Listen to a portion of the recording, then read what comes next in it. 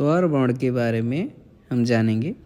जिन वर्णों का उच्चारण स्वतंत्र रूप से किया जाए उन्हें स्वर कहेंगे, जिनकी संख्या पिछले वीडियो में हम बता चुके हैं कि 11 होती है। अ और औ तक इन्हें हम काउंट करते हैं। ठीक, स्वर का अगर वर्गीकरण करें तो उच्चारण में लगने वाले समय के अनुसार तो इसमें ह्रस्व स्वर, दीर्घ स्वर और प्लुत स्वर आते हैं। ह्रस्व स्वर में ये 4 होते हैं।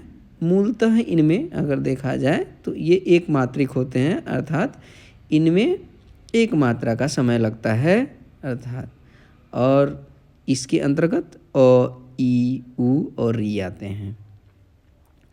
और दीर्घ स्वर को अगर देखें तो ये 7 होते हैं। आ, ई, उ, ए, उ, औ, और इन्हें हम द्विमात्रिक स्वर कहते हैं। इनमें 2 मात्रा का समय लगता है। प्लुत स्वर ये मूलतः कम प्रयोग में देखने को मिलते हैं। मूलतः ये वेदों में इस्तेमाल किए गए हैं।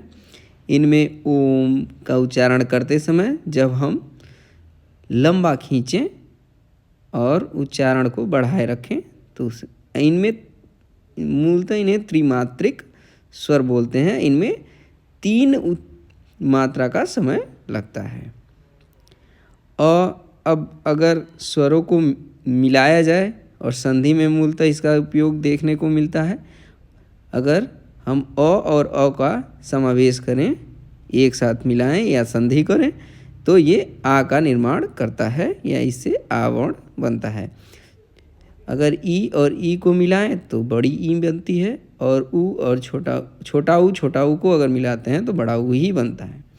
ऐसे ही अ और ए को मिलाएं तो ए बनता है, अ और उ को मिलाएं तो ओ बनता है, अ और ई को मिलाएं तो ए बनता है, अ और ओ को मिलाएं तो अ बनता है।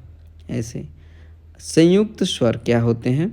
2 असमान स्वरों के मेल से बने स्वर संयुक्त स्वर कहलाते हैं। ये 4 प्रकार के होते हैं। जैसे अ एक अलग स्वर है, ई एक अलग स्वर है, और इनके मेल से ए का निर्माण होता है। 2 अलग अलग प्रकार के अ और ई स्वर हैं जिनके मेल से ए का निर्माण हुआ है।